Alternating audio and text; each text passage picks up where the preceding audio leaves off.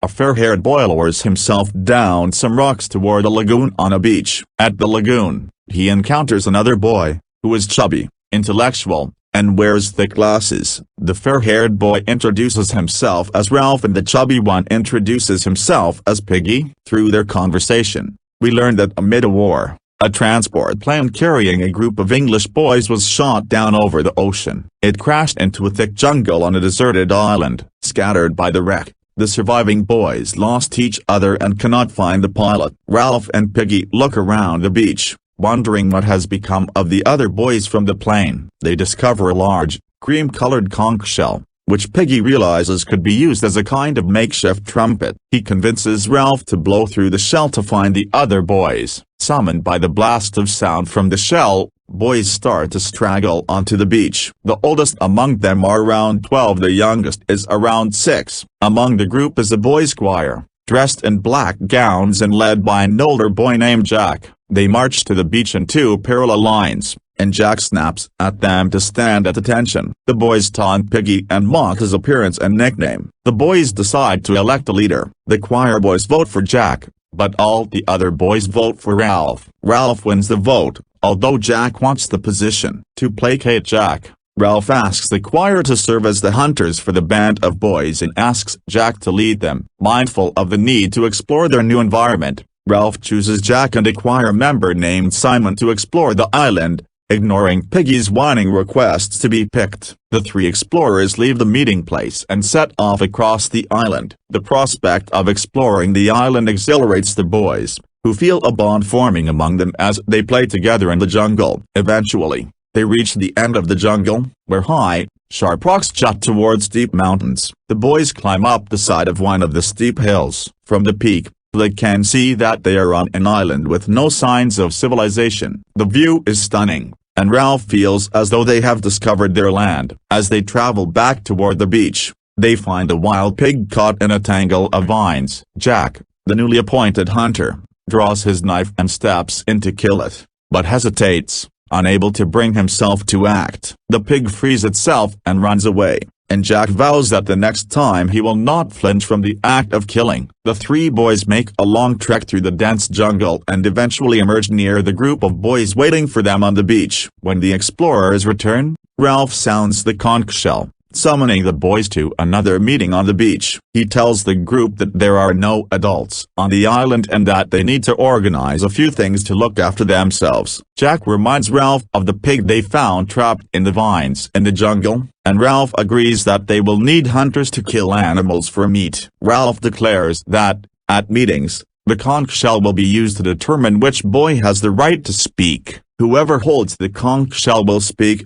and the others will listen silently until they receive the shell in their turn. Jack agrees with this idea. Piggy yells about the fact that no one knows they have crashed on the island and that they could be stuck there for a long time. The prospect of being stranded for a long period is too harrowing for many of the boys, and the entire group becomes silent and scared. One of the younger children, a small boy with the mulberry-colored mark on his face, claims that he saw a snake-like beastie or monster the night before. A wave of fear ripples through the group at the idea that a monster might be prowling the island. Though they are frightened, the older boys try to reassure the group that there is no monster. The older boys say that the little boy's vision was only a nightmare. Thinking about the possibility of rescue, Ralph proposes that the group build a large signal fire on top of the island's central mountain so that any passing ships might see the fire and know that someone is trapped on the island. Excited by the thought, the boys rush off to the mountain, while Ralph and Piggy lag. Piggy continues to whine about the childishness and stupidity of the group. The boys collect a mound of dead wood and use the lenses from Piggy's glasses to focus the sunlight and set the wood on fire. They manage to get the large fire going, but it quickly dies down. Piggy angrily declares that the boys need to act more proficiently if they want to get off the island,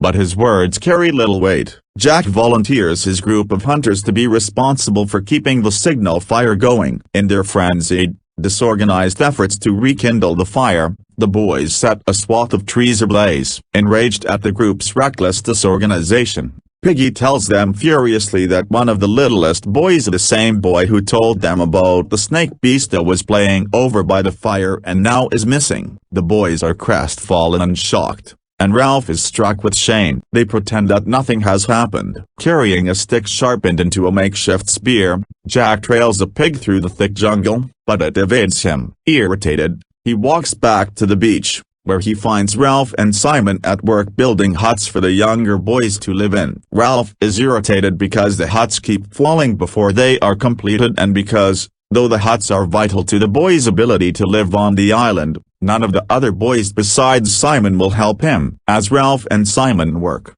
most of the other boys splash about and play in the lagoon. Ralph gripes that few of the boys are doing any work. He says that all the boys act excited and energized by the plans they make at meetings, but none of them is willing to work to make the plans successful. Ralph points out that Jack's hunters have failed to catch a single pig. Jack claims that although they have so far failed to bring down a pig, they will soon have more success. Ralph also worries about the smaller children, many of whom have nightmares and are unable to sleep. He tells Jack about his concerns, but Jack, still trying to think of ways to kill a pig, is not interested in Ralph's problems. Ralph, annoyed that Jack, like all the other boys, is unwilling to work on the huts, implies that Jack and the hunters are using their hunting duties as an excuse to avoid their real work. Jack responds to Ralph's complaints by commenting that the boys want meat. Jack and Ralph continue to bicker and grow increasingly hostile toward each other. Hoping to regain their sense of camaraderie,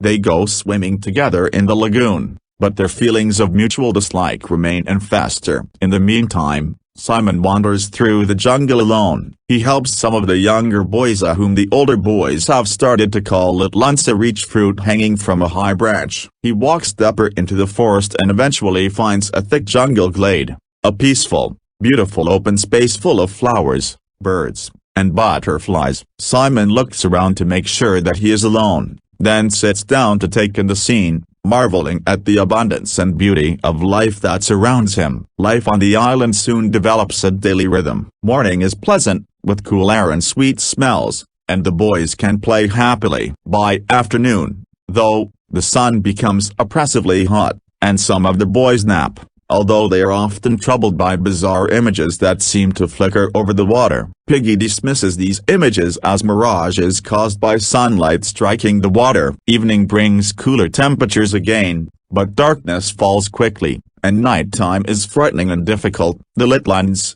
who spend most of their days eating fruit and playing with one another, are particularly troubled by visions and bad dreams. They continue to talk about the beastie and fear that a monster hunts in the darkness. The large amount of fruit that they eat causes them to suffer from diarrhea and stomach ailments. Although the little unts' lives are largely separate from those of the older boys, there are a few instances when the older boys torment the little unts. One vicious boy named Roger joins another boy, Morris, in cruelly stomping on a sandcastle the little unts have built. Roger even throws stones at one of the boys, although he does remain careful enough to avoid hitting the boy with his stones. Jack, obsessed with the idea of killing a pig, camouflages his face with clay and charcoal and enters the jungle to hunt, accompanied by several other boys. On the beach, Ralph and Piggy see a ship on the horizon, but they also see that the signal fire has gone out. They hurry to the top of the hill, but it is too late to rekindle the flame, and the ship does not come for them. Ralph is furious with Jack because it was the hunters' responsibility to see that the fire was maintained. Jack and the hunters return from the jungle, covered with blood and chanting a bizarre song. They carry a dead pig on a stake between them. Furious at the hunters' irresponsibility,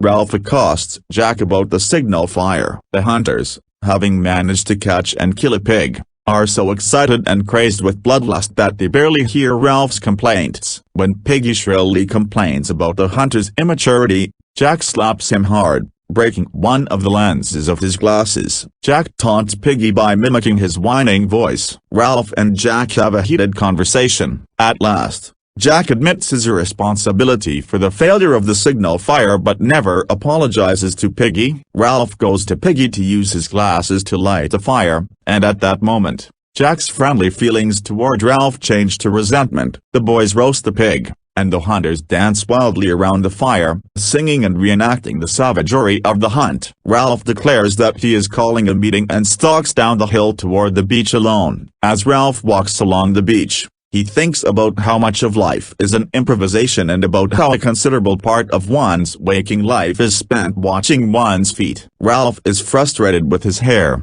which is now long and mangy, and always manages to fall in front of his eyes. He decides to call a meeting to attempt to bring the group back in line. Late in the evening, he blows the conch shell, and the boys gather on the beach. At the meeting place, Ralph grips the conch shell and berates the boys for their failure to uphold the group's rules. They have not done anything required of them. They refuse to work at building shelters, they do not gather drinking water, they neglect the signal fire, and they do not even use the designated toilet area. He restates the importance of the signal fire and attempts to allay the group's growing fear of beasts and monsters. The Litlunds, in particular, are increasingly plagued by nightmare visions. Ralph says there are no monsters on the island. Jack likewise maintains that there is no beast, saying that everyone gets frightened and it is just a matter of putting up with it. Piggy seconds Ralph's rational claim, but a ripple of fear runs through the group nonetheless. One of the Litlunds speaks up and claims that he has seen a beast. When the others press him and ask where it could hide during the daytime,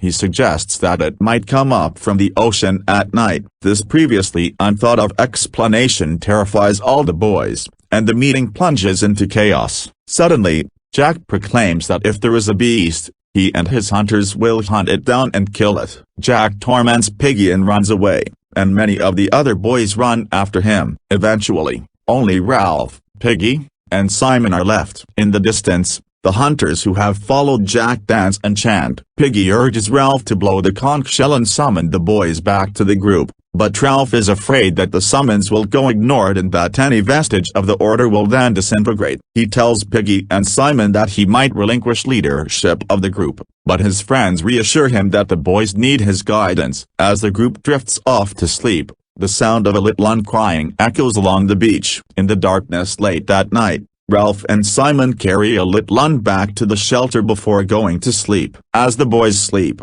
military airplanes battle fiercely above the island. None of the boys sees the explosions and flashes in the clouds because the twins Sam and Eric, who were supposed to watch the signal fire, have fallen asleep. During the battle, a parachutist drifts down from the sky onto the island, dead. His chute becomes tangled in some rocks and flaps in the wind, while his shape casts fearful shadows on the ground. His head seems to rise and fall as the wind blows. When Sam and Eric wake up, they tend to the fire to make the flames brighter. In this flickering firelight, they see the twisted form of the dead parachutist and mistake the shadowy image for the figure of the dreaded beast. They rush back to the camp, wake Ralph, and tell him what they have seen. Ralph immediately calls for a meeting, at which the twins reiterate their claim that a monster assaulted them. The boys, electrified and horrified by the twins' claims, organize an expedition to search the island for monsters. They set out, armed with wooden spears, and only Piggy and the Litlunds remain behind. Ralph allows Jack to lead the search as the group sets out. The boys soon reach a part of the island that none of them has ever explored before via a thin walkway that leads to a hill dotted with small caves. The boys are afraid to go across the walkway and around the ledge of the mountain, so Ralph goes to investigate alone. Although he was frightened when with the other boys, he quickly regains his confidence when he explores on his own. Soon, Jack joins Ralph in the cave. The group climbs the hill, and Ralph and Jack feel the old bond between them rekindling. The other boys begin to play games, pushing rocks into the sea, and many lose sight of their expedition's purpose. Ralph angrily reminds them that they are looking for the beast and says that they must return to the other mountain so that they can rebuild the signal fire. The other boys, lost on whimsical plans to build a fort and do other things on the new hill, are displeased by Ralph's commands but grudgingly obey. The boys stop to eat as they travel toward the mountain. Ralph gazes disconsolately at the choppy ocean and muses on the fact that the boys have become slovenly and undisciplined. As he looks out at the vast expanse of water, he feels that the ocean is like an impenetrable wall blocking any hope the boys have of escaping the island. Simon, however, lifts Ralph's spirits by reassuring him that he will make it home. That afternoon, the hunters find pig droppings, and Jack suggests they hunt the pig while they continue to search for the beast. The boys agree and quickly track a large boar, which leads them on a wild chase. Ralph, who has never been on a hunt before, quickly gets caught up in the exhilaration of the chase. He excitedly flings his spear at the boar, and though it glances off the animal's snout, Ralph is thrilled with his marksmanship nonetheless. Jack holds up his bloodied arm, which he claims the boar grazed with its tusks. Although the boar escapes, the boys remain in a frenzy in the aftermath of the hunt. Excited, they reenact the chase among themselves with a boy named Robert playing the boar. They dance, chant, and jab Robert with their spears, eventually losing sight of the fact that they are only playing a game. Beaten and in danger, Robert tries to drag himself away. The group nearly kills Robert before they remember themselves. When Robert suggests that they use a real boar in the game next time, Jack replies that they should use a lit blunt instead. The boys laugh, delighted and stirred up by Jack's audacity. Ralph tries to remind everyone that they were only playing a game. Simon volunteers to return to the beach to tell Piggy and the little uns that the group will not return until late that night. Darkness falls, and Ralph proposes that they wait until morning to climb the mountain because it will be difficult to hunt the monster at night. Jack challenges Ralph to join the hunt, and Ralph finally agrees to go simply to regain his position in the eyes of the group. Ralph, Roger, and Jack start to climb the mountain, and then Ralph and Roger wait somewhere near the top while Jack climbs alone to the summit. He returns, breathlessly claiming to have seen the monster. Ralph and Roger climb up to have a look and see a terrifying specter, a large, shadowy form with the shape of a giant ape, making a strange flapping sound in the wind. Horrified, the boys hurry down the mountain to warn the group. The next morning, the news of the monster has the boys in a state of uproar as they gather on the beach. Piggy, who was not on the mountain the night before, is baffled by the other boys' claims to have seen the monster. Jack seizes the conch shell and blows into it clumsily, calling for an assembly. Jack tells the others that there is a beast on the mountain and goes on to claim that Ralph is a coward who should be removed from his leadership role. The other boys, however, refuse to vote Ralph out of power. Enraged, Jack storms away from the group, saying that he is leaving and that anyone who likes him is welcome to join him. Deeply troubled, Ralph does not know what to do. Piggy, meanwhile, is thrilled to see Jack go, and Simon suggests that they all return to the mountain to search for the beast. The other boys are too afraid to act on his suggestion. However, Ralph slips into a depression, but Piggy cheers him up with an idea. They should build a new signal fire on the beach rather than on the mountain. Piggy's idea restores Ralph's hope that they will be rescued. The boys set to work and build a new fire, but many of them sneak away into the night to join Jack's group. Piggy tries to convince Ralph that they are better off without the deserters. Along another stretch of sand, Jack gathers his new tribe and declares himself the chief. In a savage frenzy, the hunters kill SL, and Roger drives his spear forcefully into the sow's anus. Then the boys leave the sow's head on a sharpened stake in the jungle as an offering to the beast. As they place the head upright in the forest, the black blood drips down the sow's teeth, and the boys run away. As Piggy and Ralph sit in the old camp discussing the deserters, the hunters from Jack's tribe descend upon them, shrieking and whooping. The hunters steal burning sticks from the fire on the beach. Jack tells Ralph's followers that they are welcome to come to his feast that night and even to join his tribe. The hungry boys are tempted by the idea of pig meat. Just before Jack's tribe raids the beach, Simon slips away from the camp and returns to the jungle glade where he previously sat marveling at the beauty of nature. Now, however, he finds the sow's head impaled on the stake in the middle of the clearing. Simon sits alone in the clearing, staring with rapt attention at the impaled pig's head, which is now swarming with flies. The sight mesmerizes him, and it even seems as if the head comes to life. The head speaks to Simon in the voice of the Lord of the Flies, ominously declaring that Simon will never be able to escape him, for he lies within all human beings. He almost promises to have some fun with Simon. Terrified and troubled by the apparition, Simon collapses into a faint. Simon awakens and finds the air dark and humid with an approaching storm. His nose is bleeding, and he staggers toward the mountain in a daze. He crawls up the hill and, in the failing light, sees the dead pilot with his flapping parachute. Watching the parachute rise and fall with the wind,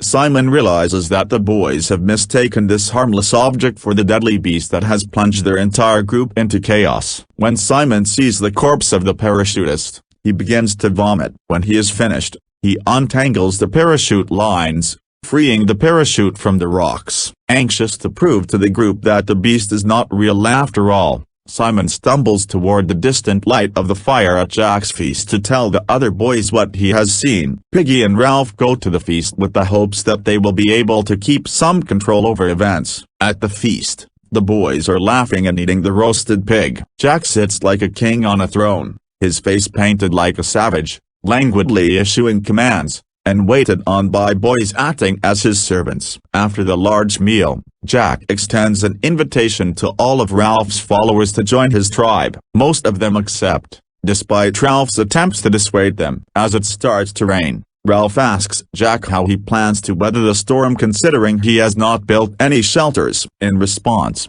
Jack orders his tribe to do its wild hunting dance, chanting and dancing in several separate circles along the beach. The boys are caught up in a kind of frenzy. Even Ralph and Piggy, swept away by the excitement, dance on the fringes of the group. The boys again reenact the hunting of the pig and reach a high pitch of frenzied energy as they chant and dance. Suddenly, the boys see a shadowy figure creep out of the forest. It is Simon. In their wild state, however, the boys do not recognize him. Shouting that he is the beast, the boys descend upon Simon and start to tear him apart with their bare hands and teeth. Simon tries desperately to explain what has happened and to remind them of who he is, but he trips and plunges over the rocks onto the beach. The boys fall on him violently and kill him. The storm explodes over the island. In the whipping rain, the boys run for shelter. Howling wind and waves wash Simon's mangled corpse into the ocean, where it drifts away, surrounded by glowing fish. At the same time, the wind blows the body of the parachutist off the side of the mountain and onto the beach, sending the boys screaming into the darkness. The next morning, Ralph and Piggy meet on the beach. They are bruised and sore and feel awkward and deeply ashamed of their behavior the previous night. Piggy, who is unable to confront his role in Simon's death, attributes the tragedy to a mere accident. But Ralph, clutching the conch desperately and laughing hysterically, insists that they have been participants in a murder. Piggy whiningly denies the charge. The two are now virtually alone. Everyone except Sam and Eric and a handful of little uns has joined Jack's tribe, which is now headquartered at Castle Rock, the mountain on the island. At Castle Rock, Jack rules with absolute power. Boys are punished for no apparent reason. Jack ties up and beats a boy named Wilfred and then warns the boys against Ralph and his small group, saying that they are a danger to the tribe. The entire tribe,